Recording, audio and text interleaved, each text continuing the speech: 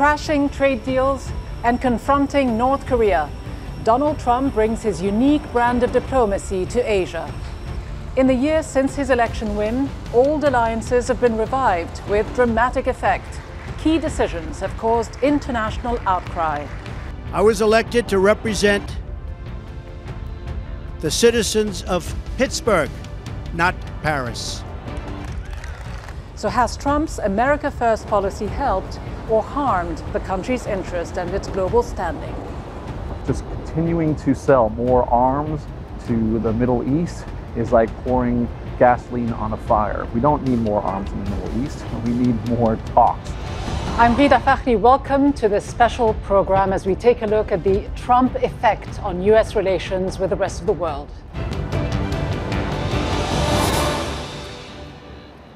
Hello from Washington, D.C., the setting for a year of drama here at the White House since Donald Trump's extraordinary election win last November. In the U.S. Capitol, it has been anything but business as usual as President Trump took on the role of disruptor-in-chief. And he's taken America in a new direction on the global stage, undoing agreements from the Obama era and reshaping old alliances.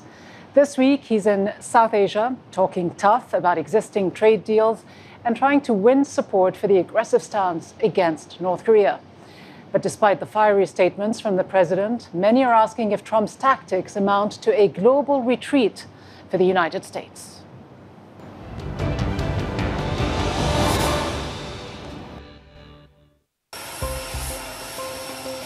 A year after President Trump's stunning election victory, a foreign trip to provide distance from the problems at home. Meeting China's President Xi Jinping, the contrast between the two leaders' political fortunes could not be clearer. While President Xi has been busy consolidating his grip on power at the Communist Party's 19th National Congress, President Trump is dogged by an investigation into alleged collusion with the Russian government in the election and the worst approval ratings of any first-year president. His approach to foreign policy has not often been subtle. Under his America First doctrine, friends and rivals alike have been told that diplomacy and engagement are not his priorities. We've made other countries rich, while the wealth, strength, and confidence of our country has dissipated over the horizon. In January, one poll suggested that almost two-thirds of Americans supported Trump's position. It prompted one of his biggest decisions so far to pull the U.S. out of the global agreement on climate change. And he took a tough new line on Iran, effectively withdrawing the U.S.'s backing for the international deal to curb its nuclear activities. To some, the result has been the U.S. looking isolated, a cause for alarm for many in his own party and beyond.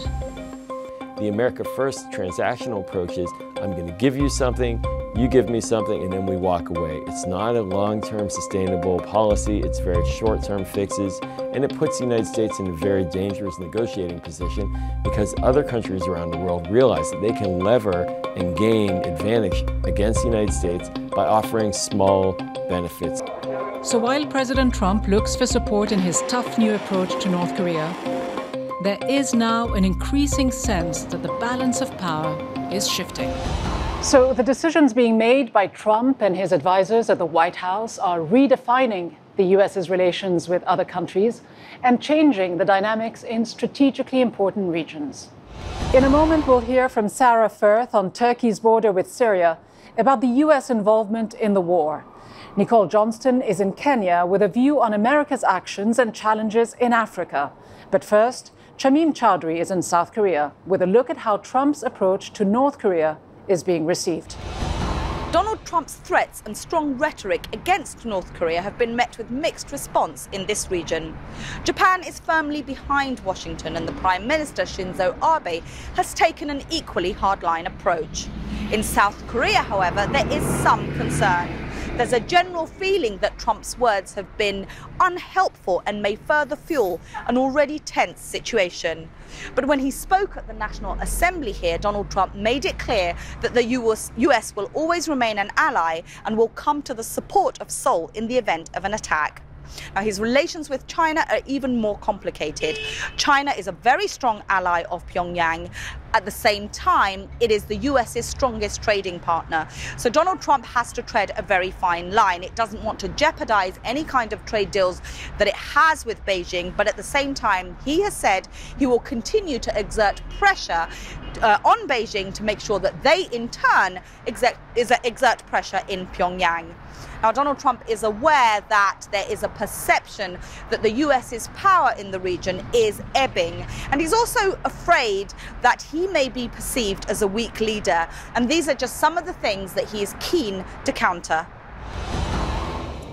Well, Daesh has all but been wiped out from its territory it was holding in Syria, losing its last stronghold, the city of Deir ez-Zor, to the Syrian regime. Now, that comes after the terror group lost its so-called caliphate in Syria, the city of Raqqa, to the US-backed Syrian Democratic Forces. So with the fight against Daesh seemingly wrapping up on the ground, what next for the conflict in Syria? Well, the underlying issues still remain. President Assad is still in power and the fighting on the ground continues. You now have many different factions and groups holding different territories in Syria. In terms of the political and diplomatic process, what we've seen recently is the Astana peace talks held in Kazakhstan, moving the situation forward. A deal reached there between Iran, Turkey and Russia managed to establish a so-called de-escalation zone not far from here in the province of Idlib, trying to build on where the Geneva talks has stalled in the past. Now, there will be another round of Geneva talks at the end of November, but arguably US policy when it comes to Syria has never been less clear. And with more than 400,000 Syrians dead in this conflict already and the fighting still continuing, the war against Daesh in Syria might be over, but the fighting continues. It may not be obvious, but the United States has a significant role here in Africa, and most of that is focused on counter-terrorism. Last year, US military special operations were in Libya, in the coastal city of Sirte, and they backed local militias as they fought against Daesh, eventually winning. But many of those Daesh fighters then moved to West Africa, to countries like Nigeria and Mali. And that's where America's role in the Sahel region comes in. The US has opened a military drone base in northern Niger in the town of Agadez. And recently, 4 US soldiers were killed by militants in Niger. All of this has shed light on the US military footprint here. There are 6,000 American soldiers in Africa. Most of them are based in Djibouti. When it comes to aid, though, it's a different picture. The United States is reducing its aid budget for Africa, especially in the area of development. It's also attaching conditions. For example, if you're an organisation that provides abortions, you can no longer receive funding. Diplomatically as well, there are many posts here in Africa that haven't been filled. And the US President Donald Trump's travel ban now includes the Central African country of Chad. Many people here are surprised because Chad is a US ally. So in brief, in terms of the military, the US has a big role here. But for aid, development and investment in Africa, the real player is China. But with this growing list of challenges for the United States, and as China continues to spend heavily overseas, the US is now looking at dramatic cutbacks. Donald Trump wants to slash spending on foreign aid and diplomacy and has left top jobs at the State Department unfilled. James Champion has our 5 facts. Hundreds of key positions in the Trump administration remain unfilled. Out of 608 jobs that need Senate approval, only 147 were confirmed by November. But out of 528 positions, Obama managed to get 365 confirmed by this time in 2013. At the State Department, America's foreign ministry, top jobs are vacant. In fact, 78% of top State Department jobs remain vacant a year after the election, versus 26% during the same period under Obama in 2013. American diplomacy is facing massive cuts. The State Department is due for a 33% cut in spending next year, while the defense budget is set for a rise of 9%. US budget cutting has also hit the UN. The US helped to push through a cut of $570 million from the UN's peacekeeping missions this year, and it wants more UN spending slashed. And Trump's top diplomat doesn't travel as much as his predecessors. In fact, Trump's Secretary of State, Rex Tillerson, has done roughly half the miles and visited half the countries that his predecessor John Kerry had 1 year after the election. So there is growing evidence that the Trump administration is rolling back diplomacy in a significant way. Is it cause for alarm for some here in Washington? I spoke to Zalmay Khalilzad, a former U.S. ambassador to the United Nations, Iraq and Afghanistan under George W. Bush.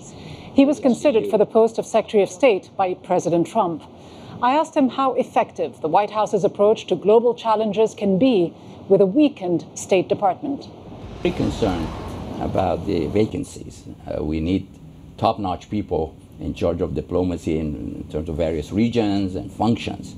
So, and I don't see why that is taking so long. I know that there are some of the vetting processes are draconian, but I believe that that alone cannot explain the amount of time that's taken. But are you concerned at all that the Trump administration is abandoning the U.S.'s traditional principles of diplomacy and favoring a more hawkish, militaristic approach, despite what we heard from candidate Trump, that he was very much against so-called U.S. military adventurism, what he himself called America's stupid wars? Well, we need a strong military, given where the world is, the challenges that the world faces.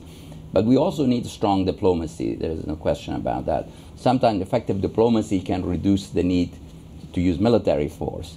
And the best approach is an integration of diplomacy and military and development and humanitarian assistance program, among other things. So I would be concerned if the president wanted to downplay diplomacy. But like the military, I believe that our State Department also needs to be reformed.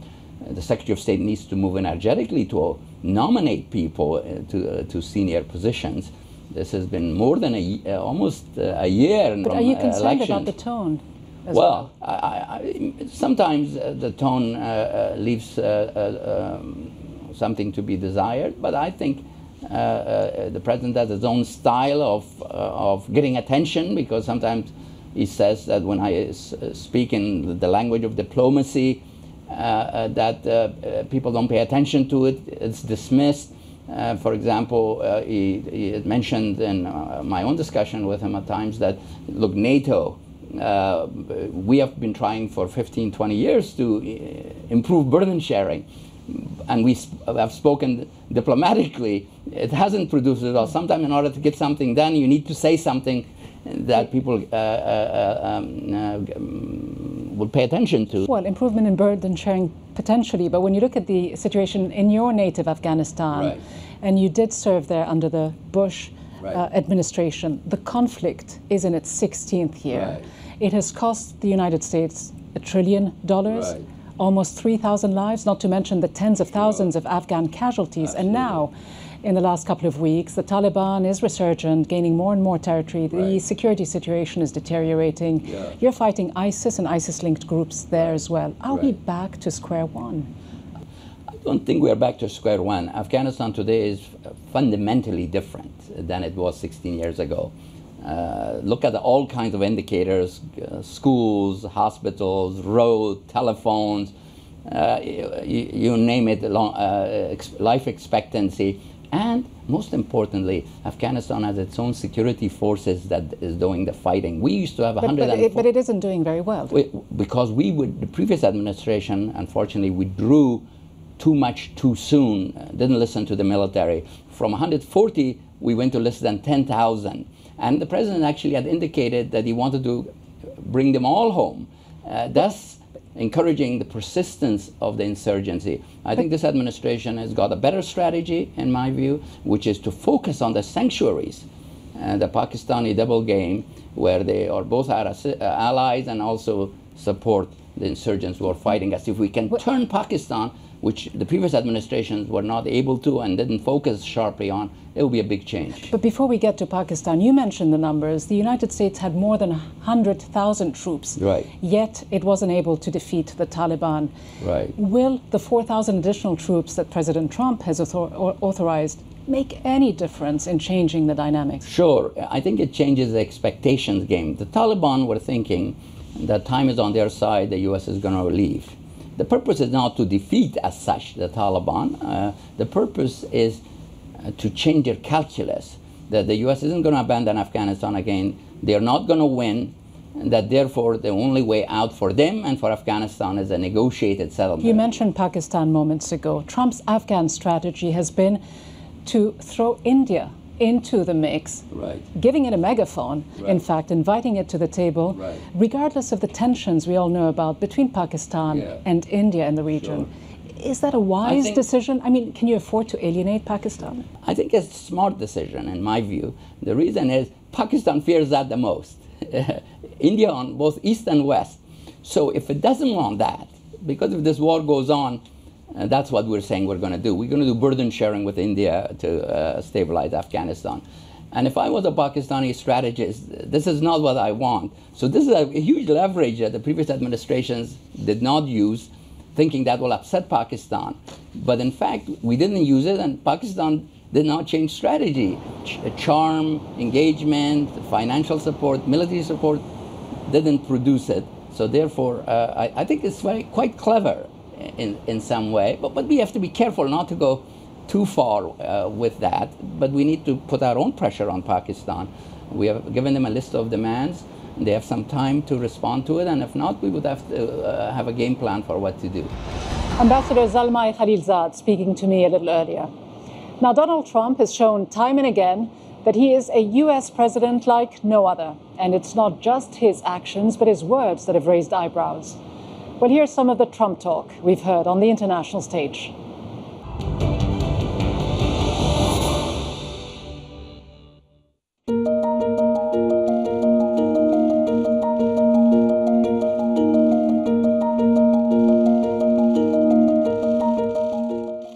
Totally. It's not a Muslim ban, but we were totally prepared. It's working out very nicely.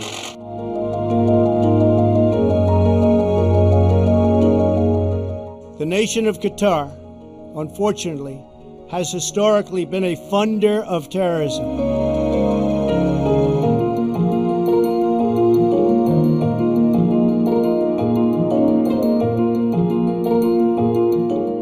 Rocket Man is on a suicide mission for himself.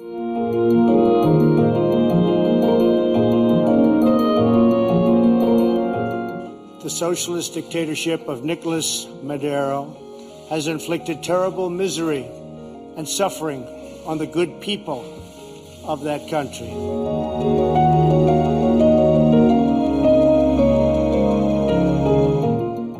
It's an honor to be with you. Thank you. Thank you.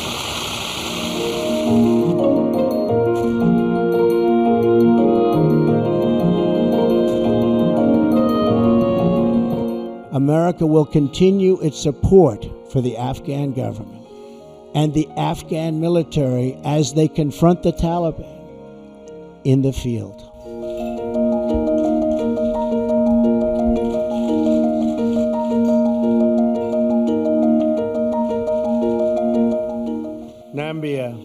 Nambia's health system is increasingly self-sufficient.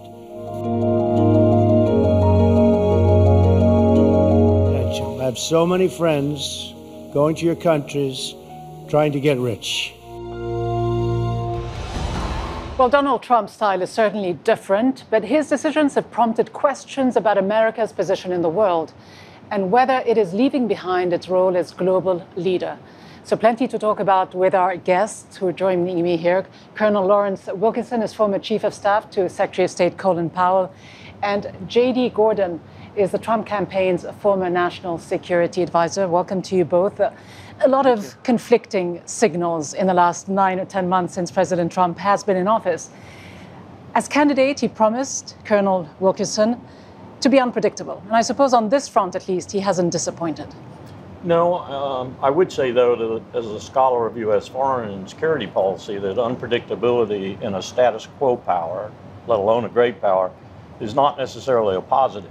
And I would add that though I've seen stirrings of this kind of presidency before, I think this is the most bizarre one I've ever seen. And when I say I've seen stirrings, there were groups of people in both political parties in 1947-48 who essentially wanted America to be insular, to build fences, if you will, to be isolationist in the scholarly term, and to not be a part of the international community. And they fought vigorously against people like Harry Truman, Dwight Eisenhower, James Forrestal, Stuart Obenstadt, and others who wanted America to stay in the world. Is the president being isolationist, though? Because some would argue there's that. Reason to believe that his rhetoric, at least, leads one to believe that we are entering a period where America first is not just a mantra to please a political audience. It's rhetoric to also describe what might be forming as its foreign policy. So beyond the mantra of America First, J.D. Gordon, which sounds appealing to a large segment of the American public, obviously, who voted him in, is there much about Donald Trump's foreign policy that seems predictable to you, beyond the tweeting habit, of course?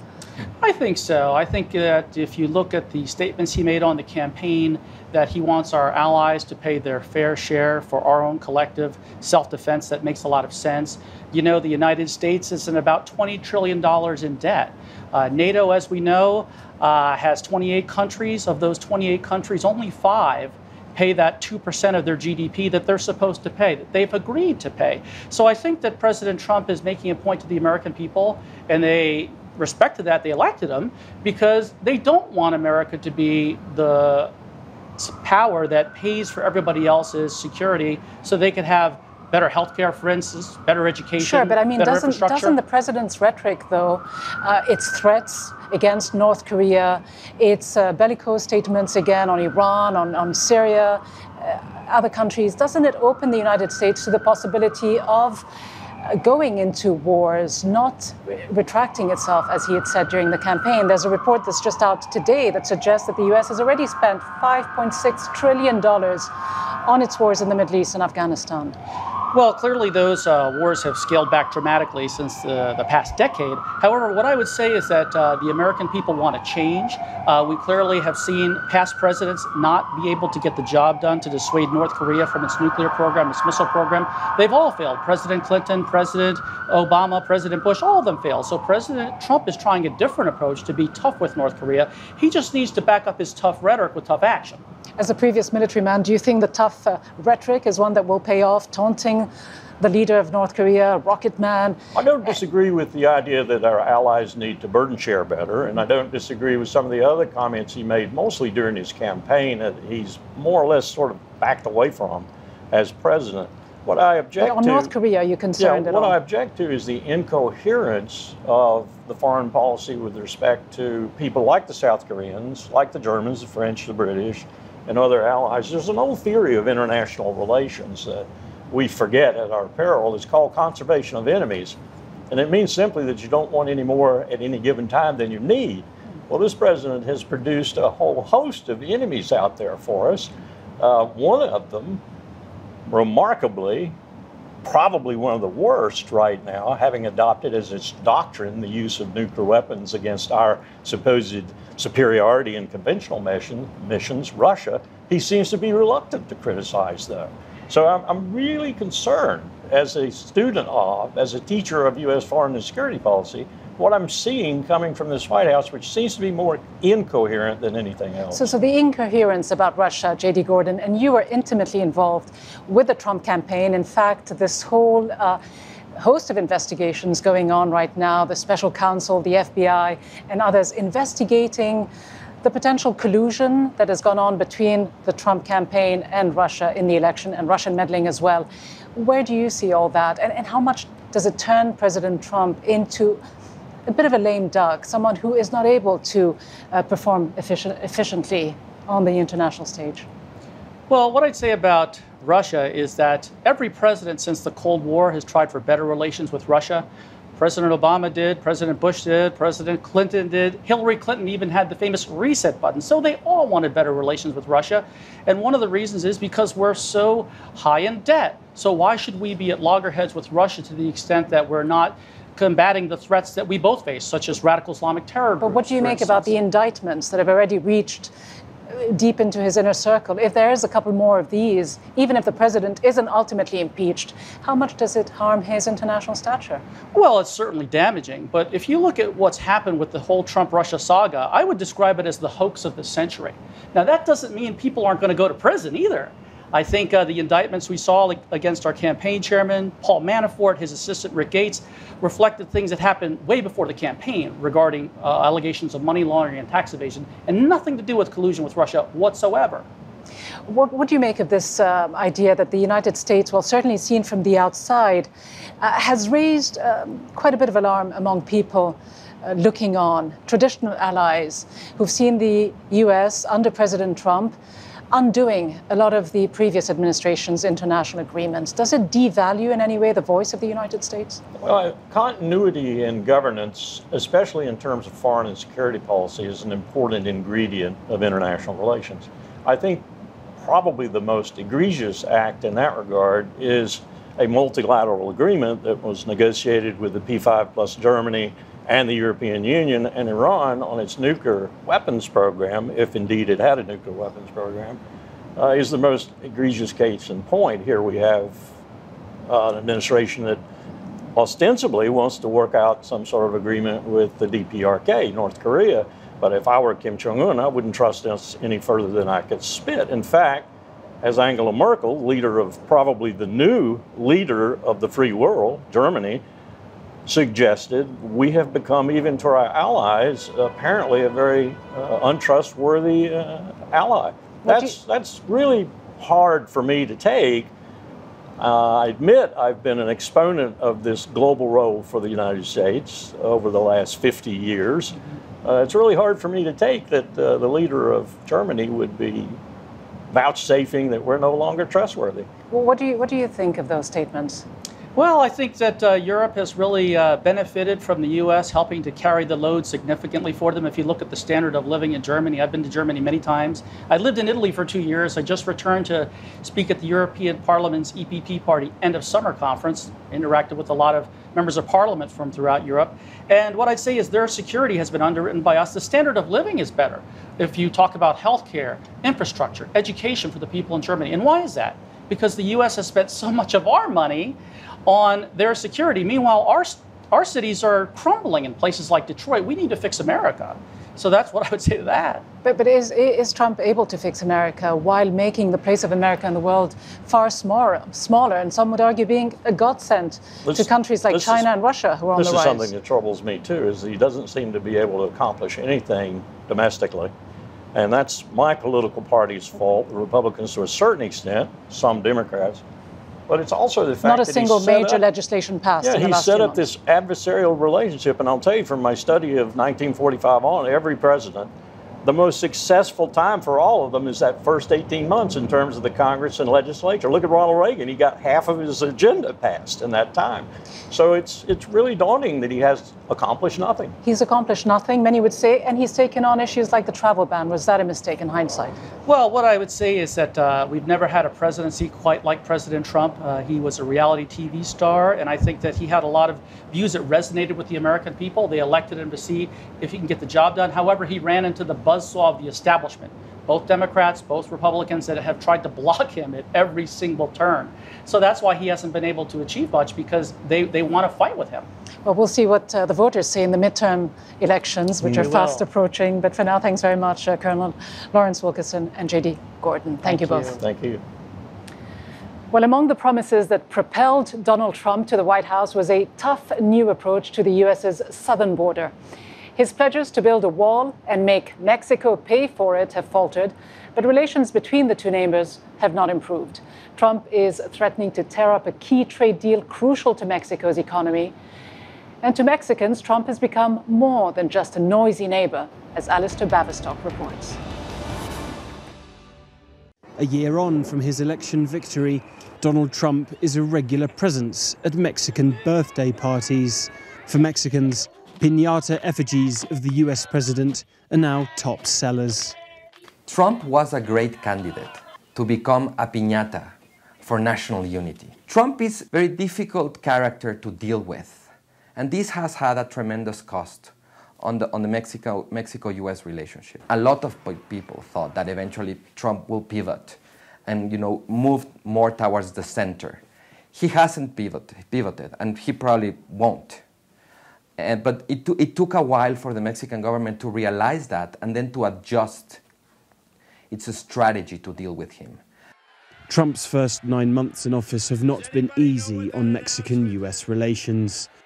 The peso plunged by 15% last November as it became clear that the country's greatest antagonist would occupy the White House, and his pledges to withdraw from the NAFTA trade pact may put Mexico in further economic difficulty.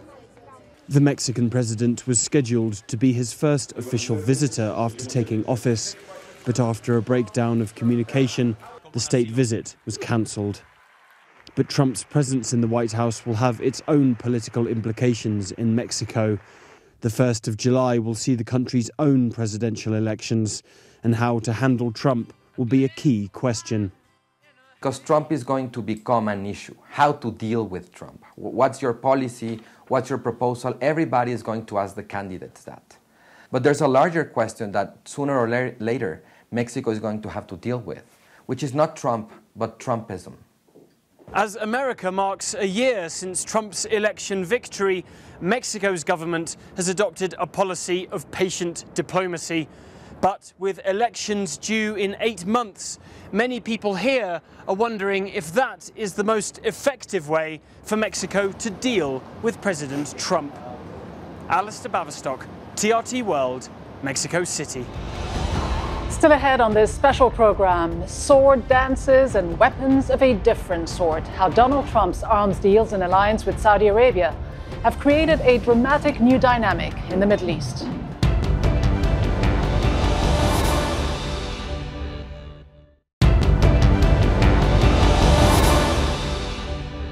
Welcome back to the program. Donald Trump's first overseas trip caused shockwaves that are still being felt today. Visiting Saudi Arabia, he signed a massive arms deal and has given his backing to the blockade of Qatar and recently the crackdown on senior royals in the Saudi kingdom. Hassan Ali has our 2-minute memo.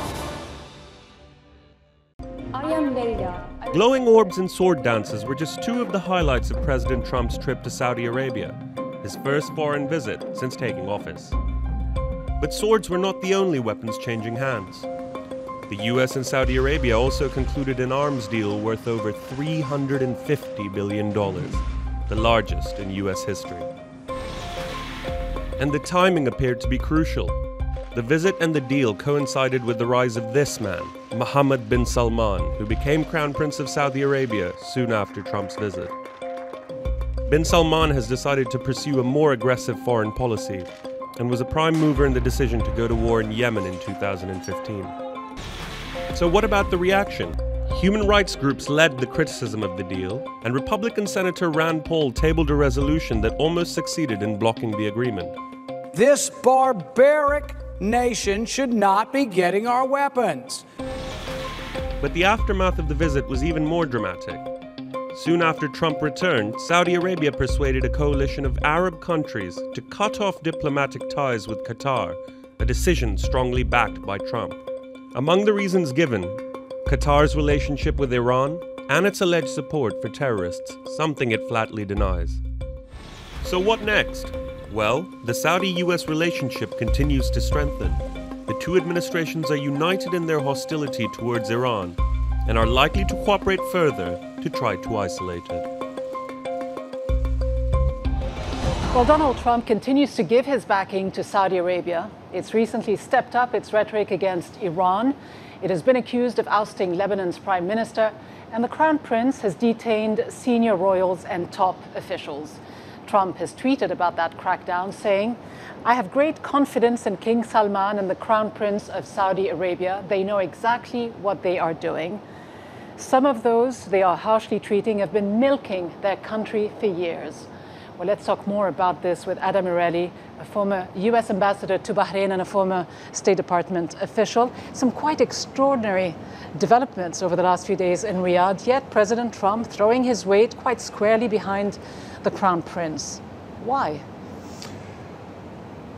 In the Middle East, it's important to know who your friends are and who your enemies are, and to stand by your friends in order to confront your enemies.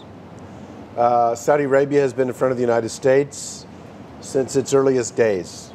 I think we all know the picture of King Abdulaziz and Franklin Roosevelt on the USS Quincy in the Great Bitter Lake in 1944. And since then, the Saudi-U.S. relationship has been a pillar of regional security. But you could argue so has Qatar. It's been a strong ally of the U.S. You've got the U.S.'s biggest military base in Qatar, yet Trump actually relished the role of helping the Saudis create that rift. Let's get back to that point. Let's get back to that point. I have a different interpretation of those events, but we can talk about that later. But why Saudi Arabia?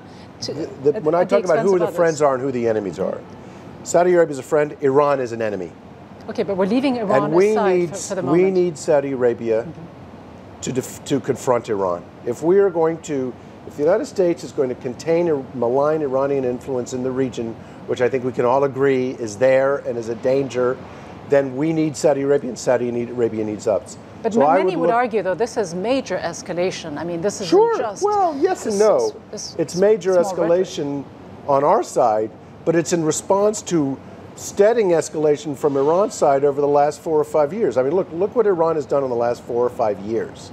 They have escalated their involvement and their control and their influence in the region, and we've done nothing. We've either stood by and let them do it, or we've actually helped them to do it by getting them off of sanctions. But let's get back to Saudi Arabia, though. To what extent is there a very close coordination, not just a green light that's been given by the Trump administration, but in fact more than that, because we know that Jared Kushner, the president's son-in-law, his trusted advisor, just returned from Saudi Arabia a few days ago. Yes.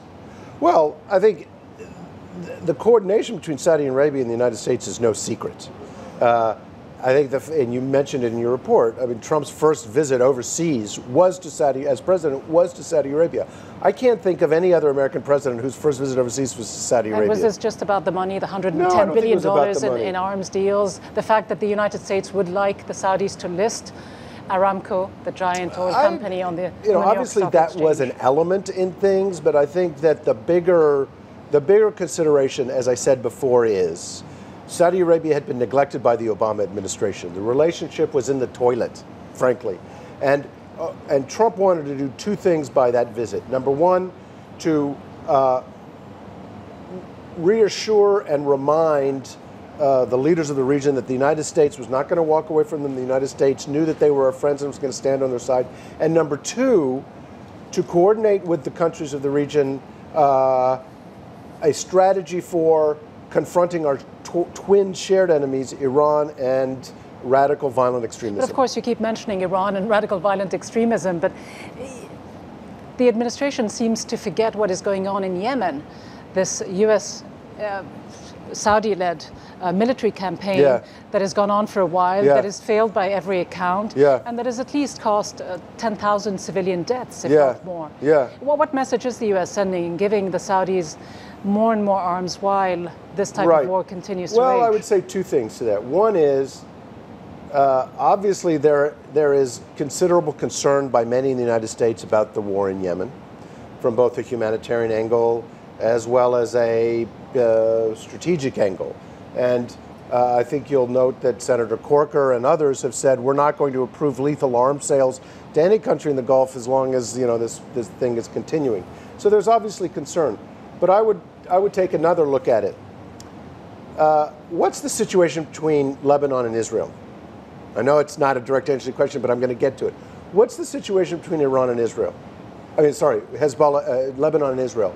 Hezbollah has a military capability that includes hundreds of missiles capable of reaching any city in Israel. So beyond the money, that is a level of strategic threat that has paralyzed that part of the region. But are you suggesting then that it is wise? Is it wise then for the United States and Israel to be fomenting, fueling these types of tensions between the Saudis and Iran, potentially moving them into an open conflict? Well, I think the Saudis looked at what happened in Lebanon and Israel and said, we're not going to let that happen to us. We are not going to let Iran establish a bridgehead on our southern border, arm it the way they've armed Hezbollah in Lebanon, and threaten the security of the kingdom. That's why they acted in Yemen. Has it cost lives? Yes. Is it bad? I mean, is it bad for the people of Yemen? Yes. But I would also argue... Is it bad for the United States in the long term? But I would also argue that when you look at the damage caused in Yemen, there's plenty of blame to go around. It's not just Saudi Arabia, it's also the Houthis and it's also Iran. Ambassador Adam Moretti, we'll have to leave it there, but thanks very much indeed. Thank you. Thank you. Well, Trump says his policies towards Saudi Arabia, Iran, and others are about putting America first. But many people here in Washington disagree. We can now hear from one of them, Paul Kawika-Martin from Peace Action. He is the man behind our big idea that Donald Trump is making the United States less safe.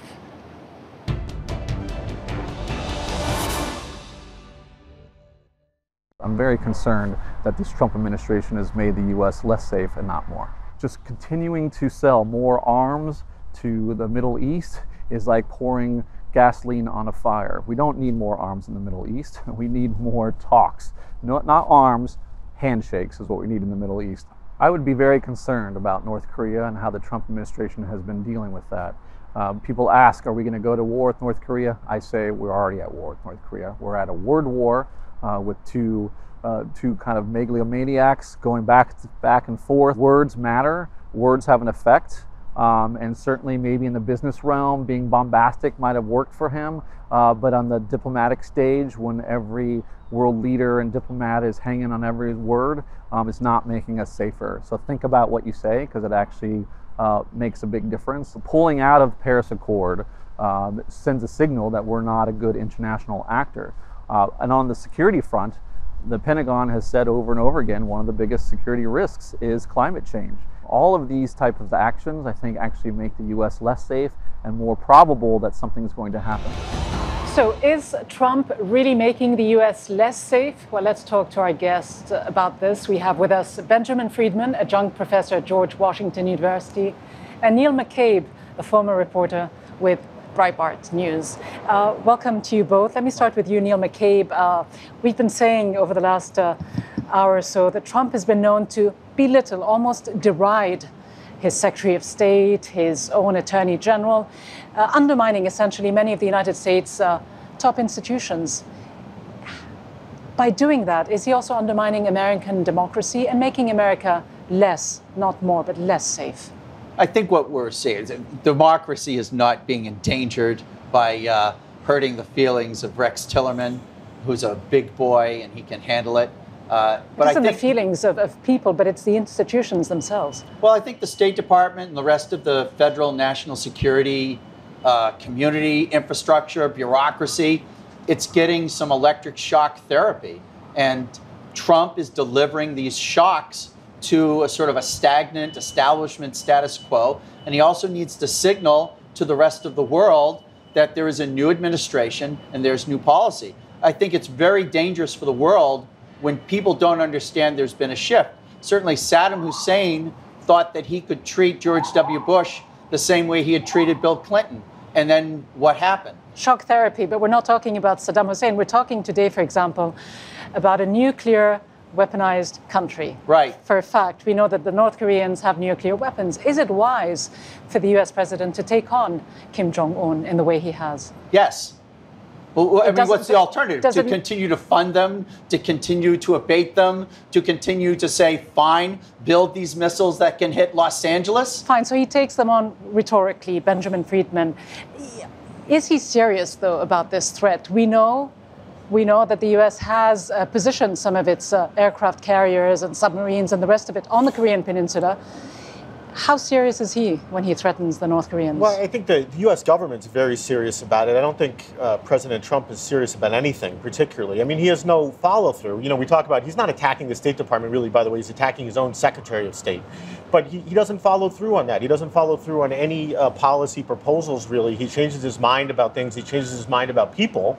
You know, he said in February, I think it was, or shortly even before he entered office, about North Korea's ballistic missiles and their nuke program. He said it's not going to happen, right? And here we're sitting here now in November, and it's happened. They have a long-range ballistic missile that they can arm with a nuclear weapon. And we know that the Pentagon has issued a report just last week at the behest, it would seem, of some 16 lawmakers or so who are quite concerned, alarmed that if the U.S. does launch some kind of military offensive against North Korea, it could result within a matter of days.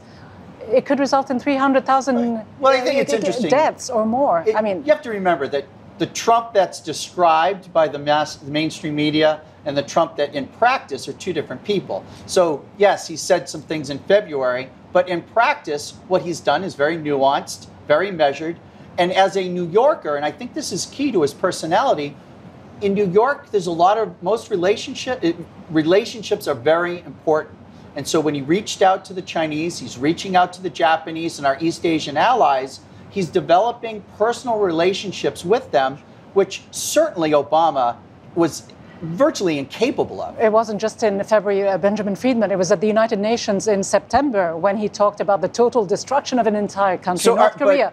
I mean, that shocked a lot of people. Is he displaying more of a nuance, though, in the last few days since he's been in Asia? He's in range of North Korean missiles now, and he was meeting with the South Korean prime minister, and it's not surprising that he had a more measured tone in that circumstance. I imagine that when he gets back here to Washington, he'll be his old belligerent self.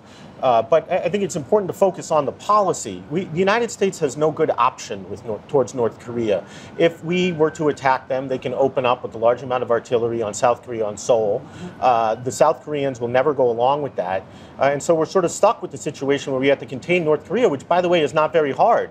So, you know, sticking with the status quo, it's terrible for people who live in North Korea, but for the United States is very safe. We're safe under Obama, and we're safe in spite of Trump still. Are we safe under Trump? When I say we, the United States, because let me provoke you a little bit here into talking about whether or not Trump in fact knows what he is talking about when he talks about keeping Americans safe. Because, I mean, we have seen him invest quite a lot of his political capital into the travel bans, which have gone nowhere, trying to stop immigration from predominantly Muslim countries. But when you look at the recurrent, quite endemic mass shootings on U.S. territory, it has nothing to do with immigration. Well, I mean, you're throwing a lot up on the wall just to see what sticks. How does he keep America safe? By seemingly by neutralizing threats. And so, yes, he spoke very tough in February, spoke very tough on the UN. But I don't think because he did not obliterate North Korea, that means he has no credibility or that he has no follow-through. I mean, your follow-through, Professor, is obliterating North Korea. And I think that we both would agree that his approach has been reasonable, it's been professional, it's been appropriate, and he's certainly recognizing that North Korea is inside the sphere of influence of China. And so by dealing with China and establishing those one-on-one relationships, he's putting us in a much better position than 8 years of Obama, where we just sort of ignore the problem. Is he doing pretty much what every other president has done, perhaps in his own different way, you know, putting the slogan into sort of action, essentially the American exceptionalism that was conveyed in his Making America Great Again? Is he doing what everyone else has done, but in a different way? The person who ran for president had a bunch of contradictory views about, you know, we should be a more isolationist country, we should be less involved in alliances and trade. And in practice, as president, he's sort of fallen into the consensus. We have all the same alliances we had. We have pulled out of the trade deal of the Pacific trade deal and the Paris Climate Accords, which is a big deal. But at the same time, we're doing most of the things we were doing before, only a little bit more. So I think we've had the same good old U.S. foreign policy, which to me is much too aggressive. I don't think we should bomb North Korea. So we're doing everything. We're doing everything else a little harder. So no change in NATO? When there's been no change in NATO. No. When Donald Trump took office, the United States was making war on 7 countries. He's increased the intensity of all those wars, and he's threatening to make 2 more. He hasn't given $1 more to the military because he can't get a budget passed, but he's overburdening it with all these wars and potential wars he wants to fight. So I think he's been basically utterly incompetent when it comes to running U.S. foreign policy, and we just hope that he doesn't blunder into a major war. Isn't the U.S. being overstretched, as Benjamin points out? I mean, we're again, like a big, powerful, rich country. Again, we a report took on coming the out Nazis. of a report coming out of the Pentagon again just a couple of days ago. We can fight big wars. Well, there's another front that Trump is opening apparently in Somalia with a military campaign against ISIS. So on the one hand, ISIS is somewhat on the retreat in Syria and Iraq, but then you have all these new fronts opening up in Africa. I think that what we saw in Iraq with ISIS is that the Islamic State is being obliterated in Iraq and wiped out. So Trump is fighting wars to conclusion so that they can be shut down. And so it no longer is a factor in Iraq. And so, you know, President Trump did not invent American involvement in Somalia. That no one's suggesting that, right? We didn't open that up under Trump. That's been going on for 20 plus years. That's a new front that the U.S. has launched, yes. It's not new, it's old. Under the Trump administration. It's been going on since Black Hawk Down. Right. And so, but Trump will fight a war to conclusion. And I think that's what the American people want. The American people will understand a war. What they don't understand is a war that drags on forever with no intention of winning it or concluding it. Which might be the case in Afghanistan. But a final very quick thought, Benjamin Friedman. He had the good fortune of inheriting these wars at a time when ISIS was losing. And so ISIS is lost. He had the same policy Obama had. He said he was going to have a whole different plan. That wasn't true. He basically just carried through the policy he had in Syria and Iraq. Benjamin Friedman and Neil McCabe, thank you both very much indeed. So as Donald Trump continues his Asia trip, there will probably have been little time to reflect on the bigger picture that is emerging from his first 10 months in office. He may have once supported home for his uncompromising style, but at times he's cut an isolated figure at international summits, no longer guaranteed a spot in center stage. And meeting China's powerful president may just be a reminder that America's grip on global leadership is slipping, with rival powers ready to flex their own muscles. While many of Trump's tweets and pronouncements over the past year have caused fear or derision here in the United States and in the larger world, one thing is clear: the aura of the United States is being undermined, while China is slowly emerging as a responsible and reliable new superpower. So that is all from Washington, from me, Rida Fakhri, and all the team here. Goodbye, and thanks for watching.